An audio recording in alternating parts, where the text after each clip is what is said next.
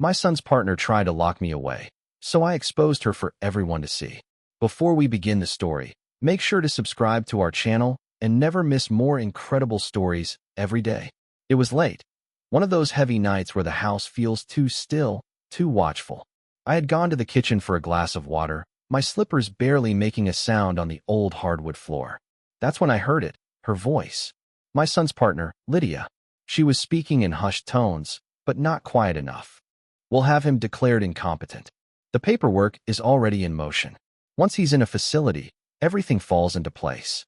I froze, the glass slipping slightly in my hand. My heart slammed against my ribs, each word slicing through me. Declared incompetent? A facility? She was talking about me, plotting my removal like I was a piece of broken furniture. I edged closer to the doorway, every instinct screaming to confront her, but fear held me back. Through the crack, I could see her silhouette, phone pressed to her ear, pacing with the confidence of someone who thought no one could hear. Yes, she continued, her tone sharp. Daniel won't resist once he understands. I'll make sure of it. His father trusts me. He won't even question it. Daniel, my son, my only child. The thought that she could poison him against me made my stomach twist. I wanted to burst into the room, to shout, to demand answers. But instead, I backed away slowly, the weight of dread pulling me down like an anchor. That night, I couldn't sleep. My mind replayed every moment from the past few months. The misplaced bills, the time she had helpfully reminded me I'd forgotten things I was sure I hadn't, the doctor's appointment she insisted on scheduling for me. Was this all part of her plan? Was she weaving a web to make me look weak, confused, unfit? The next morning, Lydia greeted me with her usual sugary smile, offering me coffee like nothing had happened. Did you sleep well? She asked sweetly. I forced myself to nod, but inside, I was shaking. She was dangerous, more dangerous than I had ever imagined. And if she truly intended to strip me of my freedom, I needed to act. But how could I fight back when no one would believe me? That's when I noticed something odd, the corner of a document sticking out from under a stack of mail on the counter. It wasn't mine. It had the seal of a law office on it. I reached for it with trembling hands, praying my eyes were deceiving me. My fingers brushed against the crisp paper, and for a moment I almost pulled back, afraid of what I might find. But the fear of ignorance was worse, so I slid the envelope free and unfolded it carefully. It was a letter from a lawyer. My name was printed at the top, bold and cold, like it belonged to someone already gone. The words blurred as I skimmed through, my pulse pounding in my ears. Conservatorship, petition, mental incompetence, transfer of authority. It was all there. Legal language spelling out my erasure. Lydia had already begun the process of declaring me unfit. I gripped the counter, while rising in my throat. She wasn't just talking about it. She was doing it. Step by step, brick by brick, she was building the walls of a prison I'd never escape. Looking for something? Her voice rang behind me, casual, yet laced with menace. I nearly dropped the letter. Lydia stood in the doorway, her arms folded, her smile sharp as a blade. You shouldn't go through other people's mail, she said, tilting her head. It makes you look confused. Confused. The word hit me like a slap. That was her weapon, planting seeds of doubt, twisting perception until even I would question my own sanity. I shoved the document back onto the counter. This is my name, I said, my voice rough. My life you're playing with. She stepped closer, lowering her voice to a whisper only I could hear. Daniel will believe me. Everyone will. And when the time comes, you won't have a choice. Her words chilled me more than any winter wind. She was confident, terrifyingly so. She knew she held the advantage, and she relished it. Later, when Daniel came home from work, I wanted to tell him everything. I opened my mouth a dozen times, but Lydia's warning echoed in my head. Daniel will believe me. What if she was right? What if my own son chose her version of the truth over mine? That night, I sat alone in my room. The lawyer's letter burned into my memory. My hands shook as I scribbled notes in a small notebook I kept hidden in the drawer. Dates, details, every strange incident I could recall. If she wanted to paint me as incompetent, I'd fight back with proof of my clarity. But just as I finished writing, I heard footsteps in the hallway. Slow, heavy, coming closer. And then, my doorknob turned. The sound of the metal twisting was deafening in the silence. My heart pounded so hard I thought it might wake the whole house. I froze, clutching my notebook to my chest like it was a shield. The door creaked open, inch by inch. I held my breath. But instead of Lydia, it was Daniel. My son stood there, his face tired, his tie loosened from a long day at work. Relief washed over me so fast my knees nearly buckled. "Dad?" he asked, frowning. "Why are you awake? It's almost midnight." I quickly shoved the notebook under the blanket, trying to sound casual. Couldn't sleep. He studied me for a moment, his eyes narrowing slightly, and I saw something there I hadn't seen before: hesitation. Like he was assessing me, searching for cracks. My stomach dropped. "Lydia says you've been forgetful lately," he said gently, almost rehearsed. "She's worried about you." There it was. The seed she planted was already taking root. I forced a smile. "Daniel, I'm fine. Really. Don't believe everything." "Dad." He cut me off, his tone firm, like he was the parent and I was the child. "You left the stove on yesterday. She caught it before anything happened." I blinked. "That's not true." I turned it off. He tilted his head.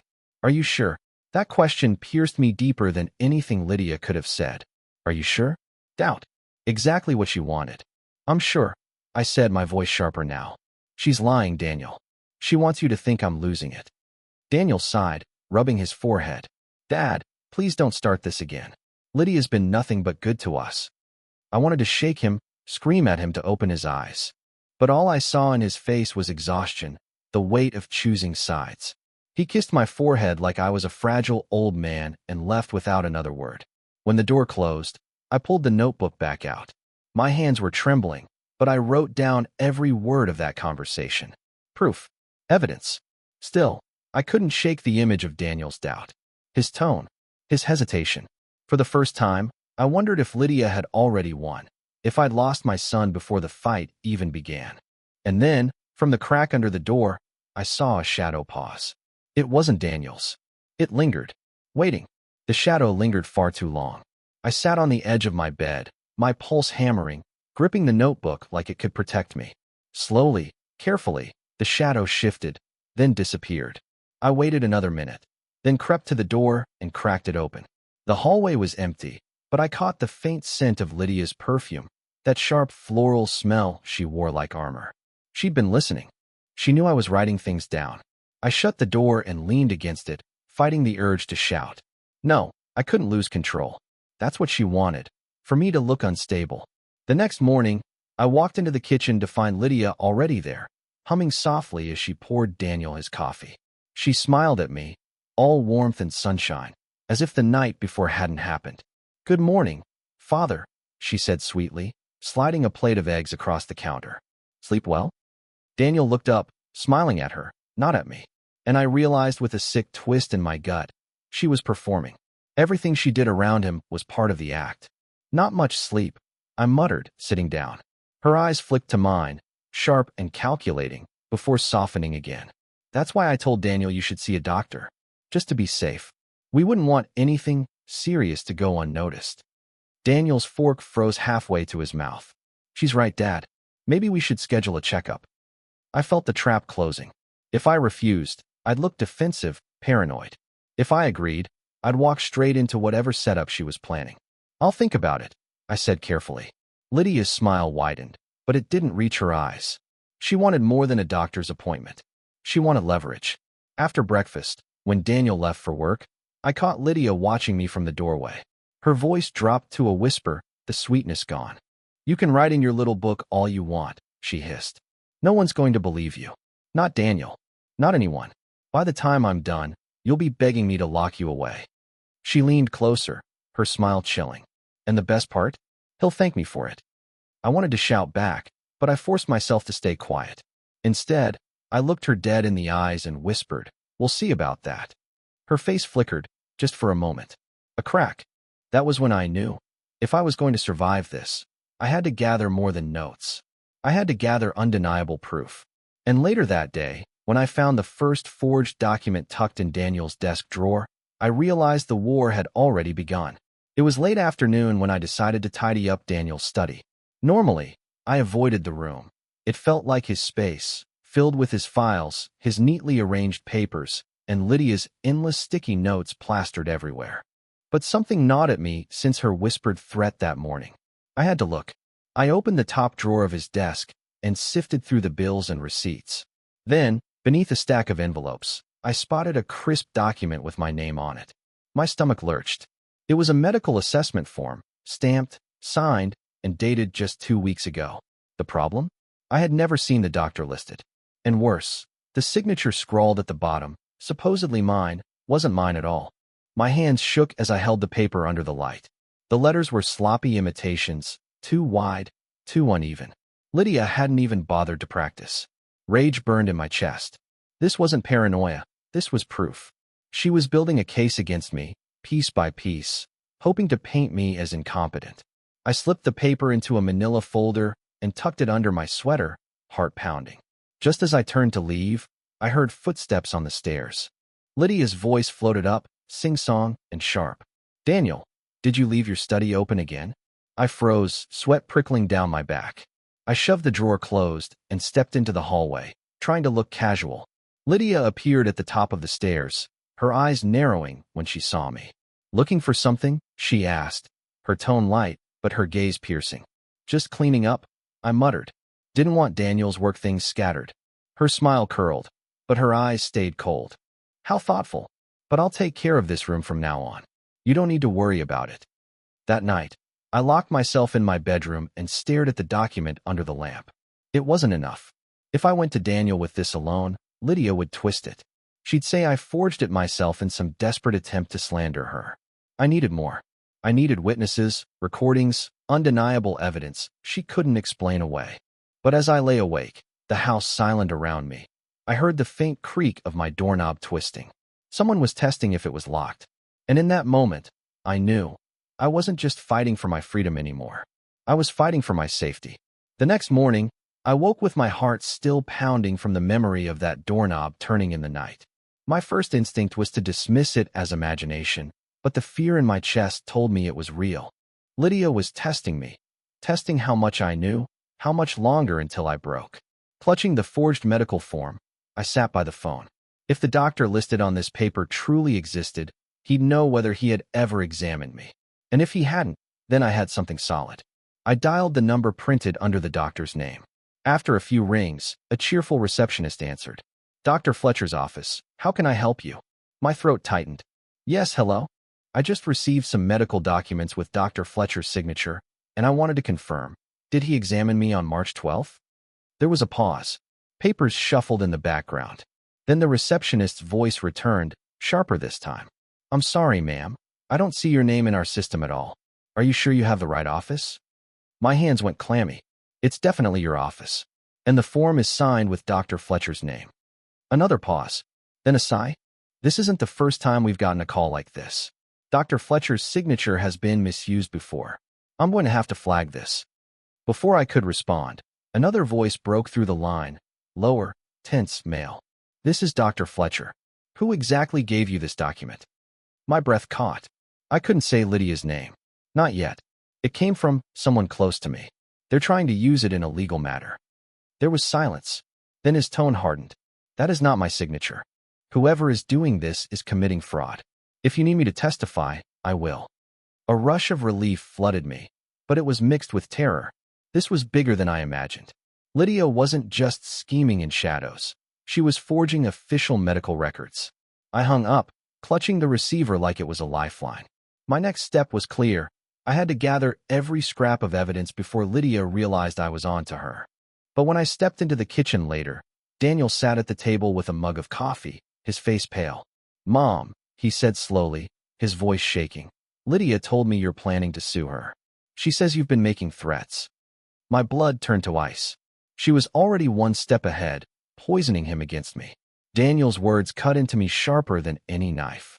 He sat across the table, staring into his coffee like it might give him the answers he needed. His shoulders were tense, his jaw tight. He looked like a man caught in a storm, torn between two loyalties. "Threats," I repeated softly, forcing my voice to stay calm. "Daniel, have I ever threatened Lydia? Have I ever threatened you?" He rubbed his temples, not looking at me. "She says you've been talking about lawyers, about taking her to court. She says you're unstable, Mom. That you're not well." There it was, the dagger she'd been sharpening. My throat ached as I fought the urge to cry. Of course I've spoken about lawyers. She's trying to take away my freedom. But unstable? That's her lie, not the truth. You have to see that.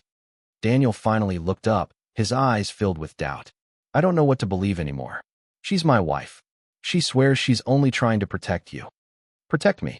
The word twisted in my gut. Lydia had spun her web so carefully that even my own son couldn't see the strings around his neck. I leaned forward, my hands trembling. Daniel, listen to me. I called Dr. Fletcher's office this morning. That document Lydia has, the one saying I'm incompetent, it's a forgery. The doctor himself confirmed it. This is fraud. His eyes widened slightly, a flicker of uncertainty breaking through. Fraud? Are you sure? I'm certain. He even offered to testify. Daniel, please, you have to open your eyes. She's manipulating you, manipulating all of us. She wants me locked away so she can control everything. For a moment, I thought I had reached him. His mouth opened as if to speak, but before he could, Lydia's voice rang out from the doorway. Well, she said smoothly, stepping into the kitchen with that perfect, composed smile. Isn't this cozy? Morning coffee and conspiracies. Daniel jerked in his seat, guilt flashing across his face. Lydia walked in like she owned the room, her heels clicking against the tile. She set a hand on Daniel's shoulder, squeezing it gently, her eyes never leaving mine. If you're so convinced I've done something wrong, she said sweetly, why don't you show Daniel this so-called proof? Or do you prefer whispering lies when it's just the two of you? I felt the trap tightening. She was daring me to reveal my evidence too soon, before I had enough to destroy her completely. And Daniel, he was watching both of us like a man drowning, desperate for someone to throw him a rope. Lydia's eyes glittered as she stood behind Daniel, her hand resting possessively on his shoulder. The way she held him wasn't loving. It was territorial, as if she were reminding me that he was hers now. Proof, I said, steadying my voice. You'll see proof when the time is right. I won't play your game, Lydia. She tilted her head, her lips curving into that false smile. Of course, convenient that the proof always comes later. Meanwhile, Daniel has to sit here and listen to wild accusations. Daniel looked torn apart, his hands clasped tightly in front of him. Can you two just stop? Please? Every time I try to have a conversation, it turns into this. I feel like I'm losing my mind. I reached for him, my voice breaking. You're not losing your mind, Daniel. She wants you to think that. That's what she's done to me too. Made me question myself, my memories, my sanity. Don't let her do it to you. Lydia bent down, close to his ear, but loud enough for me to hear. Or maybe your mother is just confused. It happens, Daniel. People her age, sometimes they get paranoid, forget things. We have to be patient. The venom in her words was wrapped in honey, but the implication was clear. She wanted him to believe I was slipping away, that my mind was betraying me. I stood, my chair scraping against the floor. Enough. My hands shook, but my voice was steady now, fueled by rage. Daniel, she forged a medical document. That is a crime. I spoke with Dr. Fletcher myself. He said he never signed anything. Lydia's smile faltered for the briefest second, but she recovered quickly, brushing imaginary lint from Daniel's shirt. If that's true, then bring it to court. But until then, maybe you should stop stressing Daniel with your stories. It's not healthy for him. Or for you. Daniel buried his face in his hands, groaning. I can't take this. One of you is lying, and I don't know who anymore. I wanted to scream, to shake him, to make him see the truth, but before I could speak again, my phone buzzed on the counter.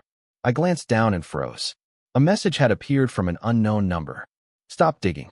Next time, it won't just be your reputation on the line. The blood drained from my face as I realized.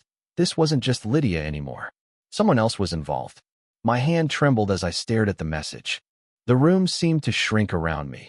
The ticking of the clock too loud. The weight of Lydia's stare unbearable. I quickly slipped the phone into my pocket before Daniel could notice. The last thing I needed was Lydia twisting this too, convincing him I was imagining threats. But inside, my heart raced. This wasn't paranoia. Someone out there wanted me silent. That night, I sat alone at the kitchen table long after Daniel and Lydia had gone upstairs. The shadows seemed thicker than usual, every creak of the house setting my nerves on edge. I opened the message again, rereading it over and over. Stop digging. Digging into what? The forged documents? Lydia's lies? Or something bigger I hadn't uncovered yet? I decided to call Dr. Fletcher again, but when I dialed his office number, I got a recorded message. This line has been disconnected. My stomach dropped. He'd been practicing in this town for 20 years. Why would his office suddenly close down? The next morning, I drove to his clinic, only to find the windows dark and a for lease sign taped to the door. No forwarding address. No explanation. Just gone. As I stood on the sidewalk, I noticed a sleek black car idling across the street. The windows were tinted too dark to see inside, but I felt eyes on me. When I started walking toward it, the engine revved and the car sped off, tires screeching against the pavement. By the time I got back home, my nerves were frayed. Daniel was in the living room, but Lydia wasn't there. I decided to risk it. Daniel, listen to me. Something's wrong. Dr. Fletcher's office is shut down. No warning, no explanation. And I've been getting messages. He looked up, concern flickering in his eyes. Messages? What kind of messages? Before I could answer, Lydia's voice floated from the hallway. Darling, don't indulge her. This is exactly what I meant. Paranoia, conspiracies. She needs rest, not an audience. But I ignored her, pulling out my phone and showing Daniel the text. His eyes widened as he read it, his lips parting. For the first time, doubt crept into his expression, not aimed at me, but at Lydia. Her face hardened. Anyone can send a text, Daniel. Probably a scam. Don't let her drag you into her delusions. I leaned forward, my voice low and sharp. Then why did the car outside follow me this morning? Why did Dr. Fletcher disappear? Daniel stared at me, then at Lydia. His jaw clenched. Lydia, do you know anything about this? For the first time, she didn't answer right away. Silence stretched between us, thick and suffocating. Lydia's usual quick tongue faltered, and in that pause, I saw something flicker across her face, a flash of calculation, almost panic, before her mask snapped back into place. Of course I don't, she finally said, her voice steady but her eyes too sharp, too defensive. Daniel, you know how manipulative this all sounds. She's twisting coincidences into some kind of grand plot. But Daniel didn't look convinced. He rubbed his temple, staring at the phone in his hand like it might burn him. Still, it's a pretty specific message. And the timing. He trailed off, his uncertainty hanging in the air like a storm cloud. I pressed forward, refusing to let the moment slip away. Daniel, she's been isolating me, forging documents, cutting me off from my friends, my doctor. Why would I lie about this? What do I gain? Lydia's voice rose, sharp and cold. She gains your pity, your protection. That's what this is about. She's turning you against me because she knows she's slipping. Her words cut, but I noticed something. Daniel didn't leap to her defense this time. His eyes narrowed, and instead of looking at me, he looked at her. That night, I heard them arguing upstairs. Their voices filtered down through the ceiling. Daniel demanding answers, Lydia insisting I was dangerous and needed professional help. My heart ached, torn between relief that he was finally questioning her and fear that she'd doubled down on her lies. The next morning, Daniel seemed distant, distracted. At breakfast, he barely touched his food. Lydia tried to fill the silence with idle chatter, but her laughter rang hollow, brittle. She was slipping, and she knew it. Later that day, I went to fetch the mail and found an envelope tucked between the usual bills. No return address. Inside was a single photograph, grainy but clear enough to see Lydia in a cafe, leaning across the table, shaking hands with a man I didn't recognize. On the back, scrawled in messy ink, were 3 words, "She isn't alone." My breath caught in my throat. Someone out there was watching her, maybe even helping me. I slipped the photo into my pocket just as I heard the door creak behind me. Lydia stood there, arms crossed, her smile sharp enough to cut glass. "Find something interesting?" she asked. My fingers tightened around the photograph in my pocket. Lydia's gaze burned into me, sharp and probing, like she already knew what I held. I forced a weak smile. "Just bills," I said, waving the empty envelope as casually as I could. Her eyes lingered on me too long, but then she shrugged and turned back inside. My heart hammered until the door clicked shut. Only then did I dare to breathe again. Back in my room, I pulled the photo out and studied it. The man in the picture was younger, maybe mid-30s, with slicked back hair and a smug smile. He leaned in close to Lydia, their handshake looking more like a pact than a greeting. She isn't alone. The message wasn't just a warning, it was proof. Proof that her schemes reached further than I'd feared. But who sent it? An enemy of hers? A friend of mine? I didn't know, and that uncertainty both thrilled and terrified me. For the first time, I felt I wasn't completely powerless. That evening, Daniel came to check on me. He lingered by the door, hesitant. "Mom, can I ask you something?" His voice was low, conflicted. I nodded.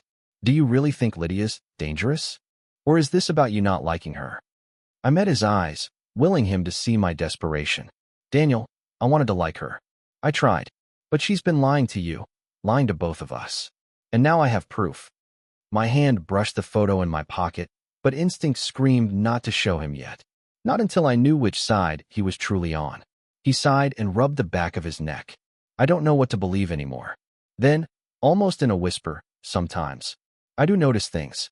Little things. But every time I bring it up, Lydia makes me feel crazy." My chest ached. Gaslighting him, too. Before I could answer, Lydia's voice rang down the hall. "Daniel, come help me with the groceries." He gave me a conflicted look, then left. I sat there trembling, the photograph clutched in my hands. I finally had a weapon, something that could shatter her mask. But if I moved too soon, she'd bury me before I had the chance. And then, just as I was about to hide the photo, I noticed something I'd missed before. In the corner of the picture, blurry but legible, was a sign behind the man and Lydia. A cafe name. A location. It wasn't just a photo. It was a trail. The name of the cafe gnawed at me all night. Harbor in Vine. I rolled it over in my mind until sleep was impossible. It wasn't far, just a few streets from the courthouse where Lydia kept dragging me for hearings. That couldn't be a coincidence. By morning, I decided. If I couldn't rely on Daniel yet, I had to rely on myself. I tucked the photograph deep into my purse, careful not to let it slip again, and waited until Lydia left for one of her appointments. I shuffled out, pretending to take my usual slow walk down the block. My legs trembled with every step, but adrenaline pushed me farther than I'd gone in weeks. When I reached Harbor and Vine, the bell above the cafe door chimed softly. It smelled of roasted coffee and cinnamon. The air was warm, inviting, but my eyes darted around nervously. The photo's angle came back to me. The brick wall, the crooked window, the faint green awning. This was the spot. I ordered a tea to blend in, then found a seat near the back. Minutes crawled. My heart thudded. And then, there he was. The man from the photo. He slid into a booth across the room, scanning his phone. A chill ran through me. He wasn't just some friend. His posture, the way he glanced at the door every few seconds, screamed business. Soon after, Lydia walked in. My stomach dropped. She spotted him instantly and joined him like they'd rehearsed it. I couldn't hear their words over the hiss of the espresso machine, but I could see their faces, serious, plotting, no trace of affection. She handed him a folder, thick with papers, and he nodded slowly. When he leaned back, I caught sight of a name tag clipped to his coat pocket. My throat went dry. It wasn't just some stranger, it was a lawyer. I gripped my cup so hard the cardboard buckled. Lydia wasn't just planning to have me declared incompetent. She was preparing the legal machinery to erase me completely. Then, as if sensing eyes on her, Lydia's head snapped toward me. Our gazes locked. For a split second, her expression froze, then shifted into a polite smile, like she'd just noticed a casual acquaintance. She rose from the booth and began walking straight toward me. Her heels clicked against the tile floor, each step echoing like a warning bell. Lydia's smile stayed fixed, but her eyes burned with something colder than ice. I wanted to shrink into the chair, but I forced myself to stay put. "Well, isn't this a surprise?" she said sweetly, sliding into the seat across from me without waiting for an invitation. "Out for a little stroll." I tried to steady my hands, wrapping them around the flimsy paper cup. I was just getting some air. My voice betrayed me, shaking despite my effort. She leaned forward, lowering her tone. "You shouldn't be here." I swallowed hard. "Neither should you. Unless your lawyer enjoys coffee dates instead of courtrooms." Her smile faltered for a moment, but she quickly recovered, eyes narrowing. "You don't know what you're talking about. And if you did, who would believe you?" The words hit like a slap. It wasn't just a threat, it was a declaration. She knew she had the upper hand. My son trusted her more than me. The lawyers barely listened, and every attempt I made to defend myself only made me look paranoid. But then I remembered the photograph, the one I had tucked safely away. I straightened, forcing strength into my voice. I saw the folder, Lydia. Whatever you're planning, I won't be silenced. Not this time. For the first time, her mask cracked. A flicker of fear, or maybe anger, crossed her face. She glanced toward the man still sitting at the booth, who was now watching us closely. You need rest, she hissed. Everyone can see you're not well. Don't make this harder than it has to be. I felt a surge of defiance. No, Lydia. I think it's time people start seeing you clearly. Her eyes darkened, and she rose abruptly, smoothing her blouse like she hadn't just issued a veiled threat. Enjoy your tea, she said lightly. But remember, no one likes a troublemaker. She walked back to her lawyer, whispering urgently. My chest pounded. This wasn't just manipulation anymore. It was war, and I had one weapon she didn't know about yet. Proof. That night, I couldn't sleep. Lydia's words rattled around in my head, each one dripping with venom. No one likes a troublemaker. It wasn't just a threat. It was a promise that she was ready to destroy me if I stood in her way. I lay awake, staring at the ceiling, when an idea began to form. If no one believed my words, maybe they'd believe hers, caught in the act. The next morning, I pulled out an old digital recorder from the back of my desk drawer. It was dusty, a relic from years ago when I'd recorded family gatherings. I tested it. Faint hiss, red light blinking. It still worked. I slipped it into my coat pocket and waited. Lydia had a habit of stopping by under the pretense of checking in on me. Usually, she'd come uninvited, armed with thinly veiled insults about my health or snide comments about how hard it must be for my son to manage me. I knew she'd come again soon. Sure enough, just after lunch, the doorbell rang. I pressed the record button before opening it. Lydia breezed in like she owned the place, eyes scanning the living room as if she were taking inventory of my life. You really should consider a care facility, she began casually, brushing a speck of imaginary dust off her sleeve. It would ease the burden on everyone. I'm not a burden, I said firmly, though my hands trembled slightly. Her smile sharpened. That's what you think. But soon, the court will see things differently. You won't even have to lift a finger. It'll all be arranged. My stomach twisted. Her tone was too confident, too certain. She wasn't bluffing. I kept my voice steady. And who exactly is arranging all this? She leaned closer, lowering her voice to a conspiratorial whisper. Let's just say I have friends who know how to make things official. Once the papers are signed, you'll be safe and quiet. And my husband will finally be free from this constant stress you cause. I forced myself not to react, though my pulse hammered in my ears. Every word, every poisonous syllable, was being captured by the recorder in my pocket. She patted my arm like she was doing me a kindness, then stood to leave. You'll thank me someday, she said softly, heading for the door. As soon as it shut behind her, I pulled out the recorder. The tiny red light blinked steadily, my heart leaping at the proof I now held. For the first time in weeks, I felt hope. But hope, I knew, would only matter if I could get someone to listen before she made her move. I didn't waste time. The next morning, I called my old friend Harold, a retired lawyer who had always been sharp and cautious. When I told him about the recorder, he insisted I come to his office. We sat across from each other, the small device between us. I pressed play. Lydia's voice spilled into the room, cold and calculated. Once the papers are signed, you'll be safe and quiet. And my husband will finally be free. Harold's jaw tightened. This is gold, he muttered. If she's pushing for guardianship or commitment, this recording will tear her case apart. The hearing came faster than I expected. Lydia walked into the courtroom radiating confidence, dressed in a pristine white suit, as if she were innocence personified. My son trailed behind her, looking worn down and confused. She painted herself as the savior, claiming she only wanted what was best for me. She talked about my supposed forgetfulness, my dangerous mistakes, and the stress I caused the family. Some in the courtroom nodded, her act almost convincing. Then Harold stood. Your Honor, with permission, I'd like to submit an audio recording into evidence. Lydia's smile faltered. The judge gave a curt nod. The recording played. Her silky voice filled the courtroom again, but this time there was no way to twist it. Her threats, her manipulation, her plan to lock me away. Gasps echoed across the benches. My son's head snapped toward her, his face drained of color. Lydia, what did you do? His voice cracked, pain raw in every syllable. She tried to stammer out excuses, but the damage was done. The judge's gavel struck down hard, his voice stern. This court sees clear evidence of malicious intent. Petition denied. Case dismissed. The room buzzed, but I didn't hear much. My eyes were locked on my son. He avoided my gaze at first, shame heavy on his shoulders. Finally, he whispered, "Dad, I'm so sorry. I should have believed you." I nodded slowly, the ache in my chest both heavy and light at once. "Now you know the truth." Lydia stormed out, her perfect facade shattered. For once, her mask had slipped, and everyone had seen what lay beneath. I walked out of that courthouse not just free, but vindicated. She had tried to bury me, but instead, I had exposed her for all to see. For the first time in months, I felt the weight lift. I wasn't just surviving anymore. I was standing tall, with my dignity intact.